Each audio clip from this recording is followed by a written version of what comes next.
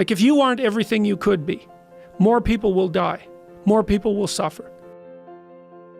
The perception that people have of ultimate success and ultimate happiness is, it seems motivated by what they don't have, rather than an understanding of what success and happiness really is. Their idea is that one day I'm going to go and I'm going to be in my golden years and I'm just going to be able to sit around and do nothing and tell everybody to f*** off. You won't be happy at all. I talked to one of the people that I was working with who had a vision for retirement. I said, well, what's your vision for retirement? Well, I see myself in the beach, some tropical country drinking margaritas. And I thought, first, that's not a plan. That's a travel poster. It's like, okay, let's walk through this. All right, so you go down to this tropical country and you go sit on the beach and you have a margarita. It's like, okay, well, how many margaritas? Like 10? Okay, so you're going to do that, what, you're going to do that for 6 months? You'll be dead. Yeah, well, you'll be this pathetic, sunburned, fat. Yeah, unhappy, hungover, cirrhotic. In pain. Yeah, it's like that's your vision. Dehydrated. So how long can you have a margarita on a beach? Like maybe you can do that once every 6 months for 10 minutes, something like that. It's not a vision. The thing that sustains people through life really is the lifting of a worthwhile burden. It's something like that. Yeah. And it's partly because we're social animals, right? It's like we're evolved to be useful to the people around us because they're much more likely to let us live if we're like that. The world is a lesser place if you do not reveal from within yourself what you have to reveal. And the fact that the world is a lesser place actually turns out not to be trivial.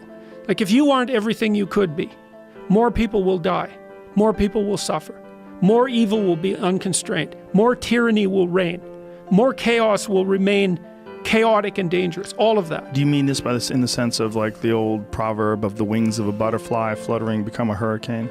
It's something similar to that, but it can even be more local. It's like your family is more messed up than it could be if you were less messed up than you are. Right. So if you just got your act together, like 10% more, your family would be 1% better. Right. It's like, well, do it. And that would ripple off into the people that they interact with. Yes, and it ripples fast. Yes. That's the other thing that's so cool is that, like, people think, well, there's 7 billion of us, and each of us is just this separate dust mote, like floating in the cosmos, and what the hell difference does it make what you do anyways? It's like, that is not how we're connected. It's like, you're the center of a network, and you know way more people than this, but let's say typically, you're going to know 1,000 people in your life, well enough to have an impact on them, okay? And each of those 1,000 people is going to know 1,000 people. So you're 1 step from 1,000,000 and 2 steps from 1,000,000,000. And we are networked, technically. That's how human interactions work. And so when you do something that you shouldn't do, it's worse than you think. And when you do something that you should do, it's better than you think. And so you think, well, this is why I've been telling people, well, clean up your room. It's like, well, your room is actually networked too. It's not that easy to clean up your room, to set it. So you want your room to be set up so that when you walk in there, it tells you to be better than you generally are. It's organized, it's got direction, everything's in its place. You try to do that in a chaotic household.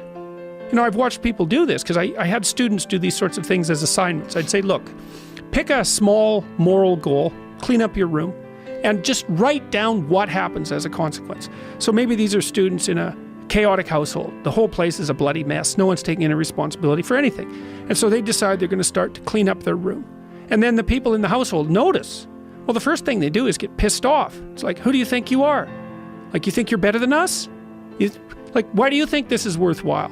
Who died and made you God? All of that. So just by trying to organize this little part of their life, they immediately run into the people whose actions they're casting in a dim light by trying to improve themselves to some degree. They might have to have like a thorough war in their household to be allowed to do something as simple as keep the room orderly.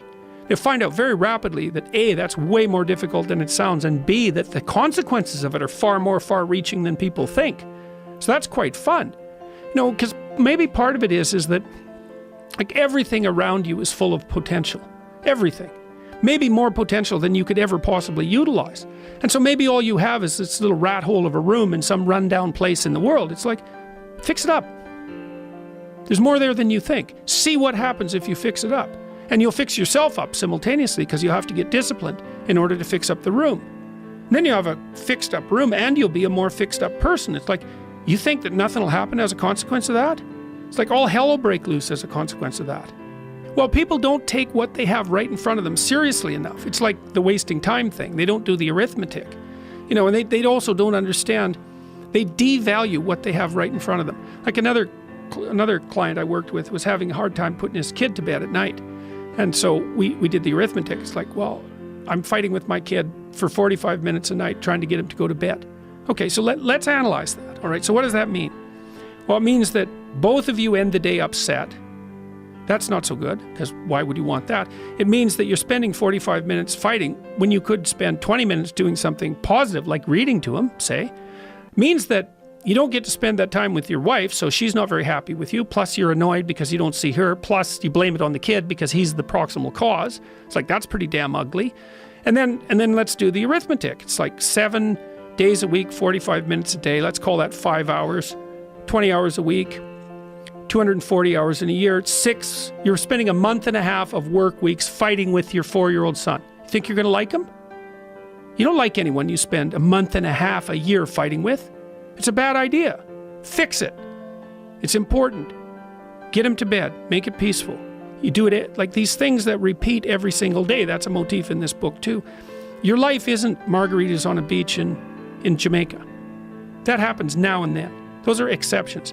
Your life is how your wife greets you at the door when you come home every day.